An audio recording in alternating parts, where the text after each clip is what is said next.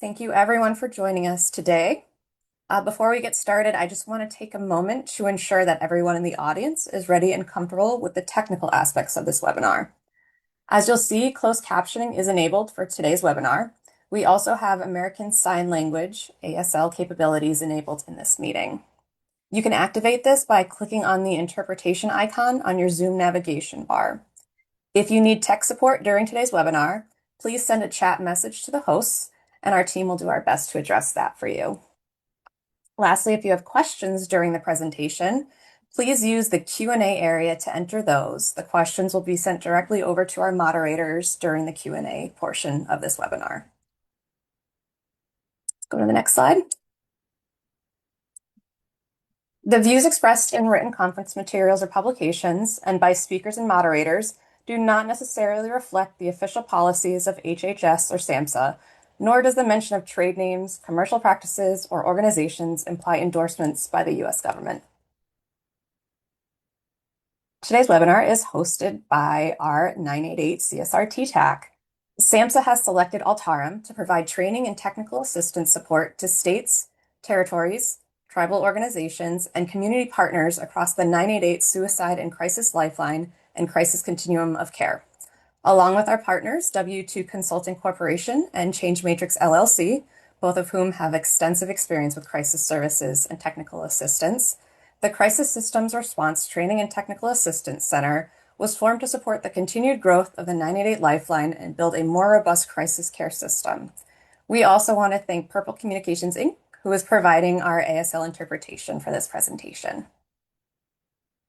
Go to the next slide. I'd like to take a moment to acknowledge our SAMHSA partners who make this webinar possible. Tiffany Russell is the Chief of Crisis and Justice Initiatives, and she is our point of contact for this work.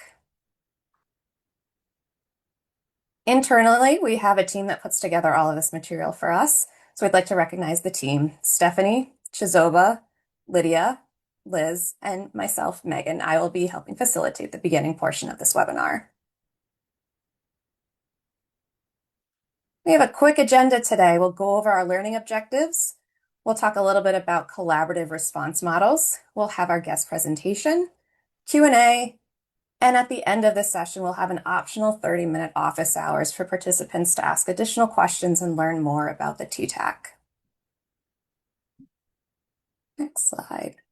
So by the end of today's webinar, participants will be able to identify strategies to collect and analyze data to measure outcomes, apply policy development strategies to support system-level changes to strengthen and sustain collaborative response models, be able to identify opportunities for data sharing with partners to enhance coordination, and define key outcomes that drive sustainability of collaborative response models.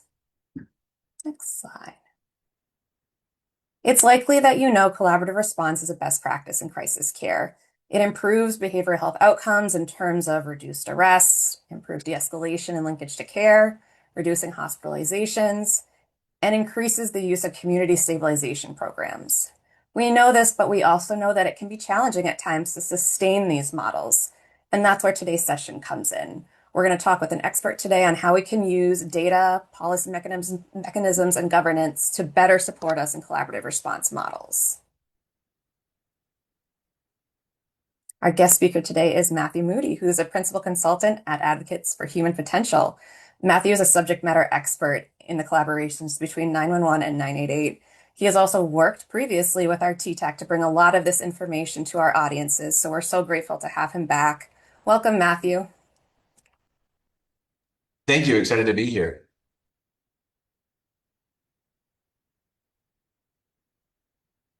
And I guess I'll just kick the whole thing off. And I want to say I see a lot of friends and people I've known for a long time in the chat, so I'm really excited for everybody to be here. And just kind of a random thing, but I used to live in Kentucky, so I lived in a little town called Danville for about eight years. So it's cool to see some people from Kentucky here. So today I'm going to talk about how we use data to create and move forward a 988 and excuse me 911 to 988 interoperability program. I'm sorry, when I first started doing this work, we didn't have a name for it. Interoperability was not was not the word that we used. We just called it diversion at that point. So I'm still getting used to using that term. But it's with a city in Arizona. So I'm based in Arizona. This is my state. This is part of it. It's beautiful. Um, yeah, Lexington there. Cool. Thank you. Thank you, Pam. I appreciate that. Um, so Mesa's about the size of Miami, so it's like 550,000 people. And Arizona has a fairly developed crisis system. A lot of places would consider it best practice in the country. A lot of the SAMHSA best practices guidelines were influenced by what we do here in Arizona. And I worked at uh, what was not yet then 988, but a county crisis line or statewide crisis line that became one of the main 988 centers for Arizona. And so today, what I'm going to do is kind of tell the story about how that partnership developed, and through that, figure out or how we use data to kind of figure out how we would build that program out. So if you could go to the next slide. So I'm doing it in four sections. So speaking from a data perspective, we're going to start with, how did we start the program? How did we start figuring out what we wanted to do? And this is back in 2018. So there were some interoperability programs happening in say Tucson and in some places in Texas and other places. But I would say that you mostly want whenever you start one of these programs, you really want to start by getting to know each other and really doing a good assessment before you start. The next part we'll talk about is what was the day-to-day data? What were the things that we were doing while we were in the center, co-located in the center, to make the thing work, right? To make the transfers work correctly. Then the next step will be once we got the program up and running, what did we do to assess how the program was doing and how to improve things? And then finally, we found it was really effective to celebrate wins and kind of make sure that the frontline staff, including police officers, even though it was happening in 911, knew what was happening. And so each of these steps, I'm going to talk about what that data was and then talk about what that looked like in real life when I was working with Mesa, Arizona. Next slide. Thank you. Next slide again. So what I've learned after doing, I think it's about 8 911 diversion programs across the country and in Canada, like these are the things that what I'm going to talk about are the things that I found to make things most successful. So the first step is figuring out what types of calls should be transferred or shared. And this is a process that can take a little bit of time. You want to start from the police side in understanding what types of calls you're comfortable with sending. And I'll talk about this again for how it worked in Mesa. But a lot of times, if someone is suicidal but doesn't have means or a plan, I see a lot of 911 centers being comfortable transferring those calls as long as they know where they're transferring them to and kind of trust the system that was built. When you expand things, looking at other social determinants of health can be really effective, I've found. And, just discussing things like, can third party callers be transferred? Can people under 18 be transferred? Really just kind of figuring out what the police department and, the first responder side of things, the PSAP is comfortable with transferring and making sure that you understand how many calls there are, what times a day they would be coming in typically, and how comfortable they are and under what circumstances are they with what would be transferred. And I'll talk about that, how that kind of works out. And then you really want to do a crosswalk of what data can be shared. So when you're talking about a 988 or a crisis line or crisis provider that is not housed within, the municipal government, you're typically going to be under HIPAA, so the Health Information Portability and Accountability Act. I should have that memorized by now after doing it for 20 years. But part of it is making sure we don't give out any protected health information that isn't appropriate and helping the law enforcement partner understand that. On the law enforcement side, you have CJIS and it's called other things, but basically criminal justice information that is protected for other reasons. And there's different standards and reasons when and how you can share that information. For the for the 988 folks or the crisis folks on the side of it, you don't want to give out the location of undercover officers or special details that officers might be working on. You want to be careful about some of that information. There's also laws involved with looking up somebody's criminal justice information. We had to be very careful about what access our staff had when they were inside the CAD system, computer aided dispatch that law enforcement uses. We had to be very careful about what uh, authorizations they had. And then one thing that we found that was super helpful in Mesa, specifically in a lot of other places as well, is what types of calls 988 in that area or that crisis line in the area are already taking. Um, because it can be surprising how much is happening. For Mesa, I'll just kind of skip a little bit here, but for Mesa, we were already deploying 1,500 mobile teams per year, or maybe 3,000, something like that. A lot of mobile teams were getting deployed to that city per year already. That had nothing to do with law enforcement. Those folks were calling 988 and requesting a mobile team completely separate from that system.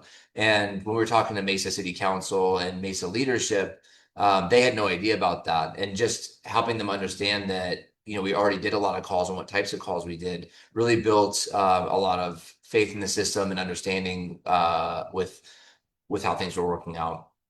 So next slide, please. Also, thank you for changing the slides. I always feel really awkward asking people to change the slides for me.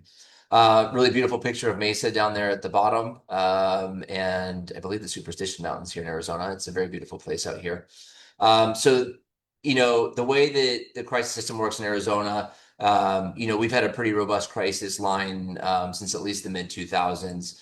And at the point where Mesa approached what was then called the Crisis Response Network, is now called Solari Crisis and Human Services in Arizona.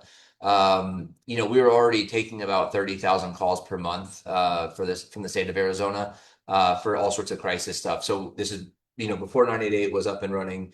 It was still National Suicide Prevention Lifeline at that point, but it was a very small part of the amount of calls that we took. And so we were taking all sorts of calls. We were taking homelessness calls, social determinants of health calls, grief calls, depression, anxiety, active suicide. There were a lot of types of domestic violence calls that we could handle. I'm not suggesting that any police department start with those types of calls. Leanne, great question. We did not sign an MOU in that situation. Because we at 988, or how it was set up through the state, have to take any calls that come in. That was part of the way that the crisis system in Arizona was set up, is that the crisis line has to take any call that comes in. So anyone in the community can send those calls through. And so Mesa, we worked through their internal policies to get set up what they wanted. And we had lots of meetings explaining what our policies were and then what the policies they established were, to understand how they were going to work together. So, it wasn't that we didn't have conversations about how this was going to work and what was going to happen. It just meant that, we didn't actually have to sit down and sign this piece of paper or a contract to do that. 988 has to take calls from the community, and that's part of the whole service, right? In the same way that we can call 911 24/7, 365, and anyone can call 911. It's the same thing in the 988 world. But at that point, the system was set up that way. So Mesa approached us. We had already been part of CIT programs, and like doing some training on what the crisis line was and how it worked. But they approached us and said, "Hey, could you do this?" And it really came from a crisis intervention team detective from the city of Mesa, Detective Amanda Stamps. And it was her idea, right? Is like, hey, can we just transfer some of these calls to you, because we understand that we're not necessarily the best equipped for this, and then it can lead to a lot of liability issues and so forth when we take these calls. Can we send them over to you? So, it's something that we spent a lot of time working through, and it was months and months. It's probably like a year before we actually started, if I remember the stats correctly, before we did it. But when we started, I always tell people to kind of dip your toe in the water and make sure things feel okay, and then slowly kind of acclimate to the hot water and or cold water, whichever one it was, and the analogy you want to use. You want to make sure that both sides are comfortable with it. Because when you look at programs like this, I think we have a tendency to kind of like say, oh, the policy's in place and we've done training, and this is it's just going to work, and that's not true. You're dealing with humans that have a decision-making process of life or death. They're taking hundreds of calls a day, and you're asking them to kind of change a process. And then the other side, at the 988 side, you're sending calls over that I find a lot of time 988 crisis specialists or counselors get a little bit more nervous about calls that come from first responders because they feel like the acuity might be higher. So you're fostering trust between systems, and that's really the hard part when you're starting programs like this. So at the beginning, what we started with was suicidal callers, people experiencing suicidal thoughts without a plan or means to hurt themselves or anybody else. And then we also started with 911 departments get 911s get so many different types of calls that if you haven't spent a lot of time in them, you kind of be shocked. But so many people call because they're either lonely or depressed or having a panic attack or anxious and those sorts of things. And there's a lot of 911 centers will have high utilizers, people that call multiple times a day as a result of a behavioral health concern. And so those are some calls that can be helpful as well. So we started just like, what are the easiest ones for 911 to kind of understand and feel comfortable transferring? And that's where we started with that. Um, I talked about how we talked about how many calls we already did in their community. So that was helpful for them. And we spent a lot of time talking about those types of calls that we already took. So we would actually do de-identified crisis calls so that they could hear what the call sounded like and how we process calls. They were in our facility when we showed them to them. So, we weren't concerned about HIPAA. But just having the leadership hear what calls sounded like and how they worked was really helpful. And keep the questions coming. I love questions. I know we got time at the end for questions, but they make me happy. So feel free. Next slide, please. So yeah, we're going to talk about how in the moment data, right? Like what is actually being passed back and forth to activate that transfer during that day. Next slide, thank you. So when I was talking the 2 slides ago about doing a crosswalk about what information is available, for the HIPAA side of things, what we would talk about is, when we're transferring a call to you because there's some sort of concern about safety to themselves or the community, here are the things that we can give you, anything pertinent to making sure people in the community are safe. And we have to be clear, there's some things that we will not share with you or cannot share with you because we want to maintain as much privacy for that person's behavioral health concerns as possible. We're going to give you what is needed to help you keep that scene safe. So, potentially if they had uh, revealed to the 988 line that there were substance use concerns, we probably wouldn't bring that up unless it was really pertinent to what was happening in that situation. It's not necessary. But a lot of what we're talking about is the transfers from 911 to 988. That's the goal in my mind is, if you look at Dr. Balfour's work out of connections in Tucson, we predict like 40% of 911 calls could probably be handled by some sort of alternate response. And so with 988 now taking about 25 million, I think the guesstimates is there's like another 40 million or something like that calls that could go to 988 or some other sort of alternate response. So we were really prescriptive in what we wanted from the 988 side. We had to trim it down to a bare minimum because 911 moves quickly and they want to get off the phone so they can get to the other calls that are holding. And just for the 988 folks in the room, if you're interested in this, I would recommend spending some time in a 911 center. But a lot of 911 centers actually have like this kind of tone that goes off if a call is holding too long. And if we had that in the crisis line, I think they'd probably be, it's very stressful to sit in there and know that there's like 5 other calls holding and you're hearing this beeping going off while someone's like yelling at you on the phone or has had an injury or something like that on the phone and is really upset. It's really difficult. So they move much, much quicker than 988 does. And so we really just wanted their basic demographic information, name and phone number, so we can call them back, a brief description of what was happening, and then which 911 center was sending the call to us in case we had to call back. Those were really, we were having 911 sent to us. And then, yeah, we would highlight at the beginning of the whole process which HIPAA information could we share if we were calling back, or if the police department wanted to call back later and get information, which information we could give out. Um, we then built monthly reports to kind of show the overall health of the program and what progress we were making. Those monthly reports showed how many calls were transferred. It showed what the disposition of those calls was. So if there were 100 calls, I think we would resolve about 85% over the phone. So we would say resolved over the phone without any further concerns. If a mobile crisis team was sent out, we would say that that was happening. And if we had that information on what happened with the mobile crisis team, we would report that information. And then if a call was sent back, that was another category. So if any of those calls were sent back to 911, which, we were running about 1% to 2%, and I think that's a healthy amount, it would show that that happened. And so a lot of law enforcement are concerned about calls coming back unnecessarily for a couple of reasons. One, because if it was sent in error, they want to make sure that they were doing things correctly. But two, they wanted to make sure that a lot of calls that shouldn't come back, that we had both agreed should stay in the 988 side, weren't getting transferred back. And just another little quick tip there, we didn't violate any HIPAA with that information, right? Like it was just stats on what happened.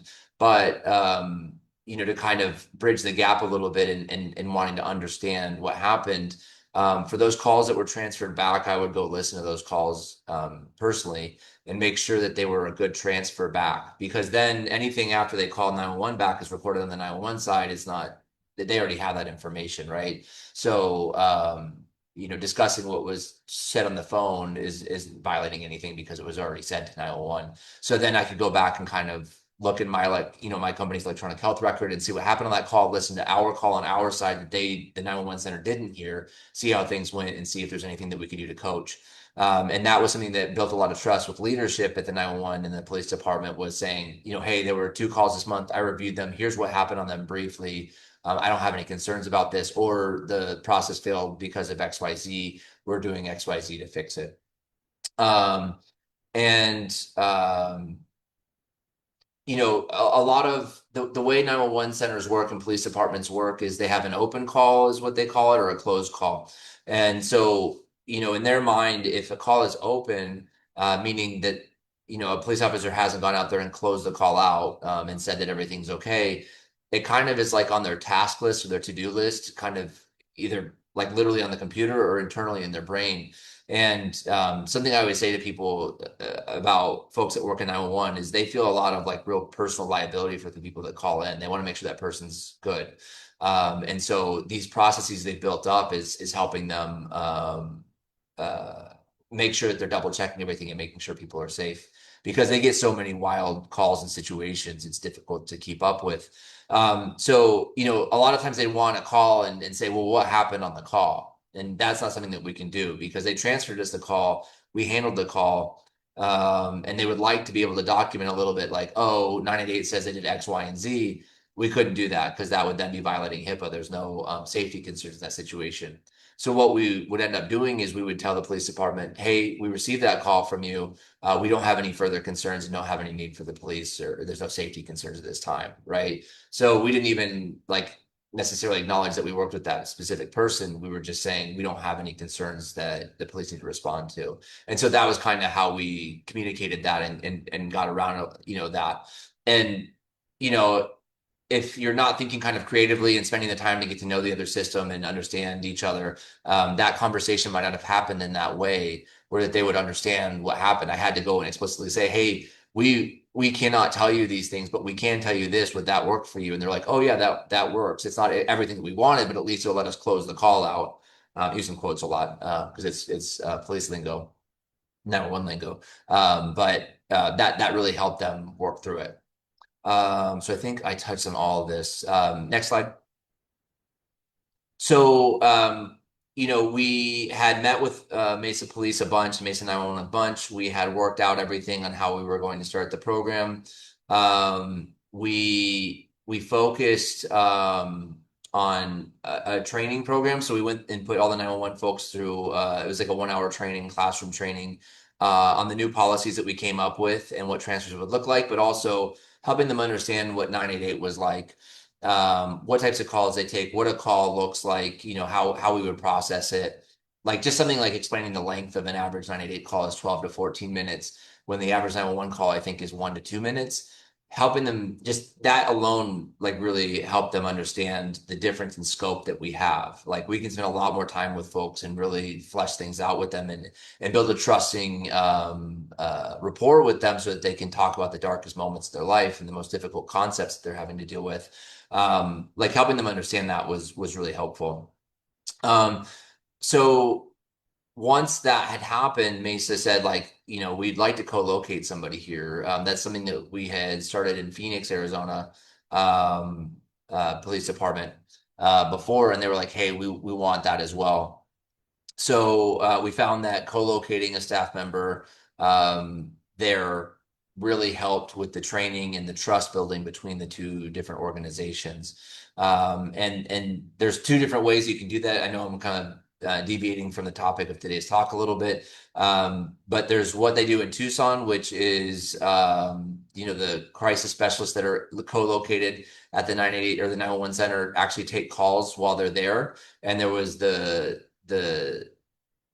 kind of model that we came up with, which was we want them to trust the full system as much as possible and not just one person. And also, when you're only limiting it to the staff that are able to co-locate, you're restricting your efficiency a lot because, at that time, I think we had 200 crisis specialists sitting on the other end of the phone at the call center that could take 98 calls. But if you only had one or a couple people in the 911 center, you can only take one call at a time, or we could take as many calls as they wanted to send us from Mesa. So we had that staff member really focus on coaching the 911 specialists. And then there was some extra work they could do around coordination of care for active situations that was really effective and helpful in doing that. Another thing that we did is we would make sure that the supervisors had contact information for each other. And so backlines specifically so that they had a fast track way of kind of solving problems when leadership wasn't available to kind of step in and solve problems. So that was really helpful. We did the monthly reports, like I said, and that was something that everyone seemed to be really excited about. And then we made sure to have weekly meetings. That was just something that we kind of established a regular cadence to have. We were having communications probably daily, if not, multiple times a day when the program got started. But we wanted to make sure that we had this weekly meeting so that leadership all had a place to sit down, talk to their staff, see how things were going, and then have a leadership to leadership conversation about things and to keep the conversation going. That is something I think is important. Is you have to keep working on the relationship and keep trying to build the relationship, just like a marriage, right? Like you have to keep working on connecting with each other and building things up. Um, Thank you, Lauren. Great question. Um, when did you review the monthly reports? So the monthly reports, we sent them out. We gave them a couple days. Like we needed a couple days to kind of do QA, QI, QM, whichever one you want to use. But we wanted to make sure a quality check was good. So we normally sent them about the fifth after the month, the fifth of the month. So for the previous month. So it's leadership on both sides. So really, in my mind, um, that was for leadership at the city and the municipalities. Those reports were made for, and for the leadership, like so that's like the police chief. It's like the police captain or lieutenant that's over the specific program, or the manager or chief over the 911 center. They were the ones that were really looking at that and wanted to see that. Um, the data was format. It was basically pie graphs. So, it would say total calls 100, and then it would say 85 resolved over the phone, seven resolved via mobile team, and then 1% went back to you. So that was it. We also kind of totaled up the reasons for calls. They like seeing that. So at our 988, and I know at 988, it's pretty standard now, but we would give them the general reason for a call. So was it depression? Was it suicide? Was it da da da da? So we kind of had a sense of what types of calls were being transferred over. Um, Great question though. I think. That was it. Just another thing that was really helpful, just this is again a little bit of deviation.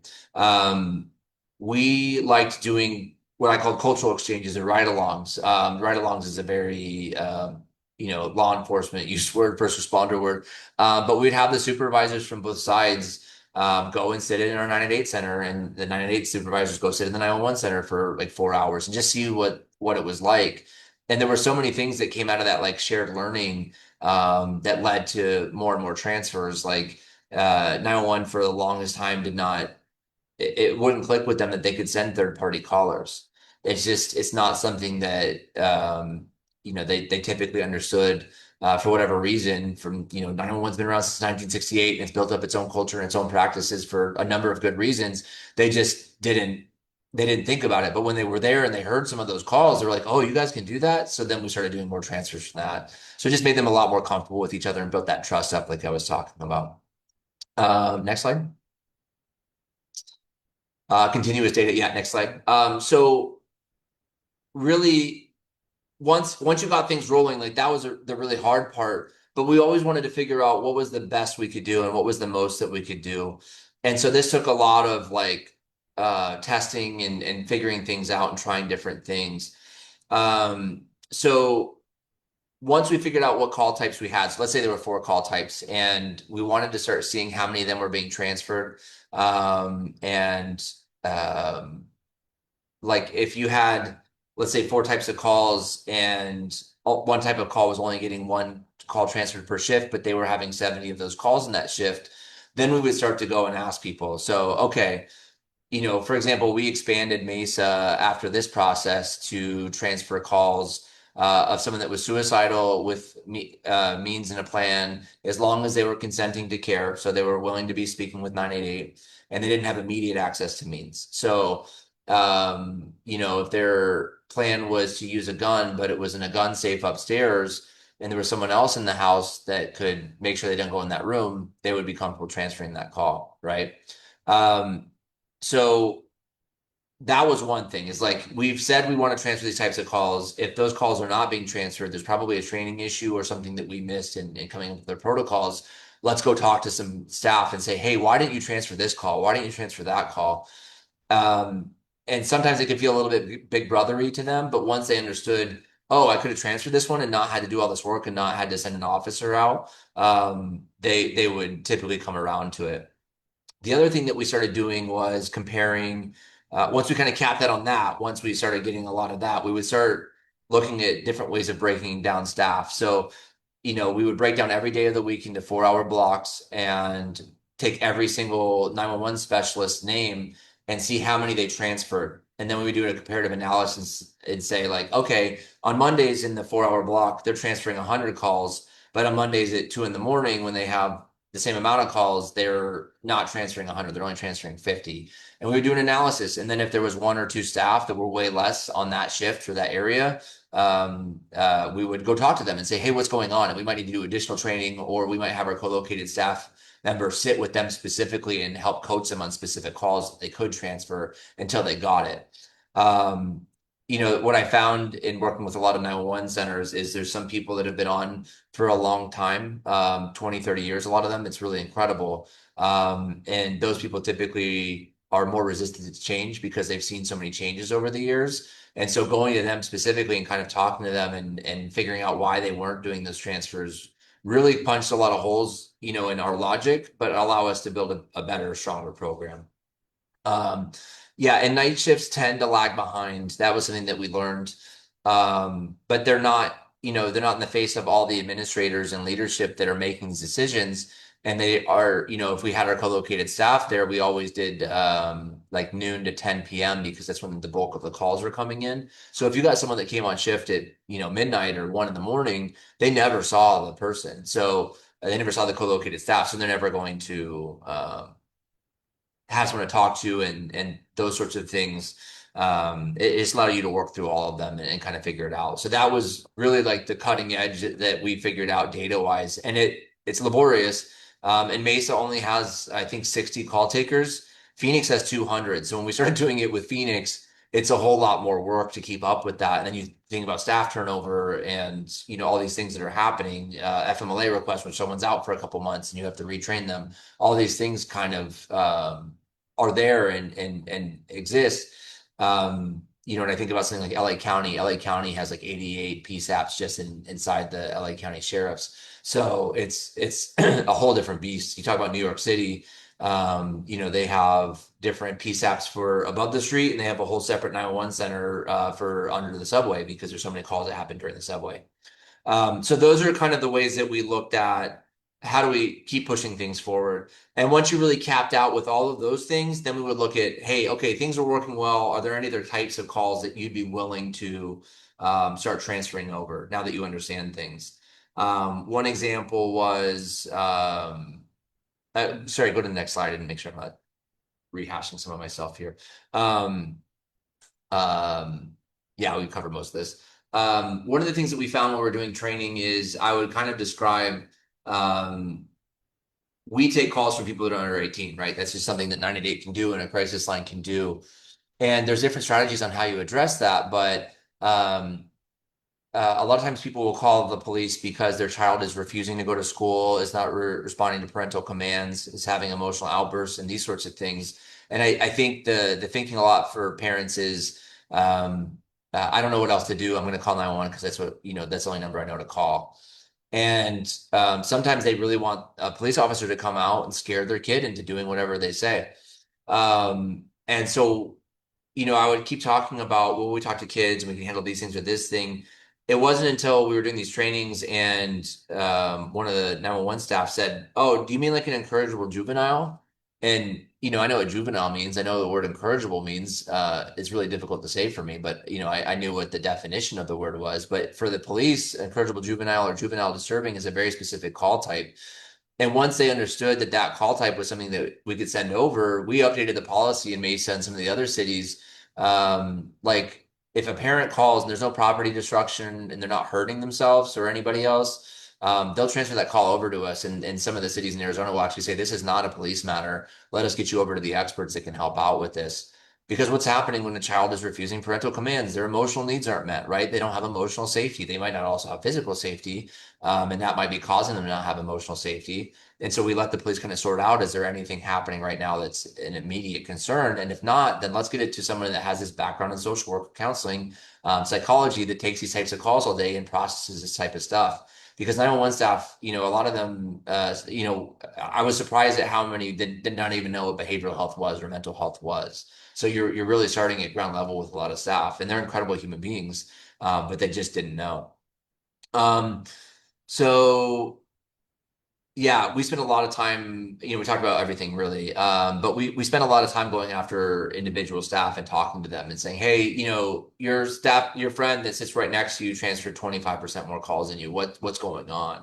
Or I would pull the calls when I was sitting at the 911 center, I'd pull the calls they didn't transfer and listen to them and say, this really could have been a transfer. Can you tell me what you heard here that I didn't hear, that led you to believe that you shouldn't transfer that? And most of the time, sometimes I did catch some stuff. Sometimes there'd be some things I didn't hear.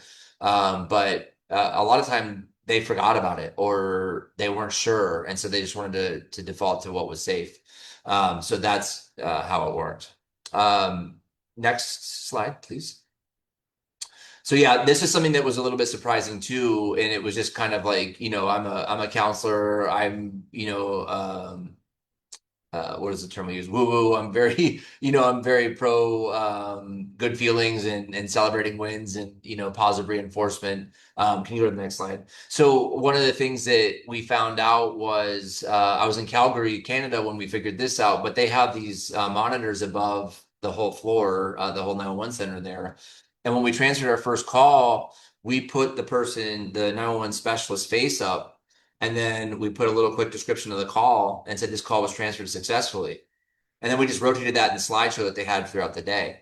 And so, Calgary is like 1.7 million people. So it's like a large, large city. And, we had spent months, and I'd done a couple of these already, and we'd spent months getting prepared for this. So I was really excited to see how many calls we could go because at Phoenix at that time we were doing, or excuse me, Mesa at that time we were doing 10 calls per day. And I was like, that's like a good benchmark. And so after all that work, we only got one call on that first day at all. That was it. We only got one transfer that day. But we put that up there, and I recognized that by, constantly reinforcing that and people seeing that even passively, it showed them that it happened and that it worked. And it highlighted that one person. So that one person that did the transfer was a little bit more likely to talk about it, more likely to do it in the future. So those little wins like can be huge. And sometimes what we do is we tell stories about a call that was transferred and how well it worked out. That was really helpful. Sharing with the call takers at 911, and we would actually go to police shift briefings and say like, "Oh, we've already done 300 calls this month. Here's the types of calls that we did." That had nothing to do with the cops, other than that they knew that there were 300 calls they didn't have to respond to that month. Could they tell the difference? No, because they're, at this point in time in our society, police are running back-to-back calls most of the time. It wasn't like that back in parts of the 90s and early 2000s and before that. But, they're still running back-to-back calls all the time and still have to respond to things. There's emergencies happening all the time. So it hadn't even, the difference hadn't even clicked to them because, they might go on one of those calls a month or two of those calls a month. But when they heard 300, they're like, oh my gosh, like that's a whole different thing. They started asking more questions. They started asking for more mobile crisis teams afterwards. It was like this, kind of waterfall effect. And they're more likely to tell people about 988, right? So they're more likely to say, hey, in the future, if you have this issue, 988 might be a good place to start. And then if it's like a really serious situation, they can transfer you over to us because we have a good relationship with them. But, I don't see anything here that necessarily needed police. So that started to kind of build a groundswell. Um, we wanted to show leadership, how this was impacting them so that, Laura, in the report that we were talking about with the pie graphs, excuse me, I want to say bar graphs a million times, the pie charts, that was a lot for them. That was the people that we wanted to see that. And one of the things they did in Mesa is they started figuring out, if you go on a call with a mental health component for a police officer, that call averages about 45 minutes in time. So what we figured out is if we were sending about 300 calls over to the crisis line at 45 minutes a pop, my math is not good right now, but I believe it was about 200 calls, 200 officer hours per month that were being saved. And that was a number that was really helpful for leadership at the police department and led to them actually expanding the program because that was something that clicked with them. And I talked about this at the beginning. You're always trying to build confidence between the systems. And the reason for that is that 911 is very used to having everything for them is intangible, right? They're on a computer screen just like we are. The one thing that is tangible is they know the officers that are going out. They'll probably know who these people are, and they can look on their screen and know that a physical person got out there and was helping that situation. And so for them, that's when their job is done on that specific call, is somebody got out there. When you're asking them to transfer these calls to a 988 center, you're asking them to trust someone that they've never met, a system that's brand new that they don't truly understand. And so the more stuff that you can do to build up trust between the systems, the better it's going to be in the long run. And in my vision, in 10, 20 years, we won't necessarily need co-located staff anymore. It'll just be something that's really well established. 911 will understand their partners in 988 do X, Y, and Z. Here's when you send those calls over. If you have a problem, here's how you get a hold of somebody to fix the problem. I'm hoping that we don't need this co-location anymore. A lot of us are familiar with poison control now. 911s use poison control all the time and are very comfortable and confident about it, but it took a long time for them to be able to trust that because, again, it wasn't tangible. Okay, I think that was the end. Can you go to the next slide? Oh, here's the finale. Yeah. So we really wanted to focus on increased officer awareness and 911 awareness. And it was kind of like a downstream effect is, we're all out here trying to do advertising for 988 on like bus stops and billboards and the Super Bowl. And those are really effective, right? Like that's really cool that we get to do that. But we also want to do advocacy in other places. And when we found that the officers were doing that, there were parts where, and actually in the Mesa program, we've seen some of the call volume go down. And what we think part of what's happening is that people have called 911 enough and been transferred to 988, and then 988 has been explained to them, and they're just like, I'll call 988 in the future. And so because of this interoperability working really well, everyone's kind of is confident about, we can transfer these calls back and forth. 988 is going to catch it if there's something really rough happening there. Because, for all the law enforcement partners in here, 988 understands when there's an emergency, and they'll only call 911 if they absolutely have to. It's only if there's a real safety concern that we can't address any other way. Um, yeah, so I talked about officer hours a ton, and I talked about the mobile team dispatches happening. And what was happening there was the officers would get on scene and they would understand how the behavioral health system, the crisis system in Arizona worked better. And they're like, oh, well, I can't leave, but if I can get some people out here from the crisis team, we can. I'm not the best person for this, but I need to stay here until they get here to make sure things go smoothly.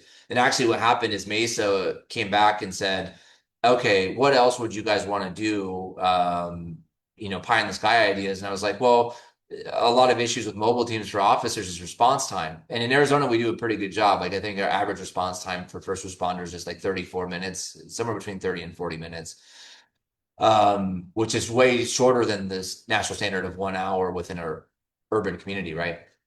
But we were able to get some Medicaid funded. Well, Mesa funded the mobile teams, but they were within the Medicaid system, the crisis system we built in Arizona, and dispatched through 988 because all of our dispatch is done centrally at 988 in Arizona.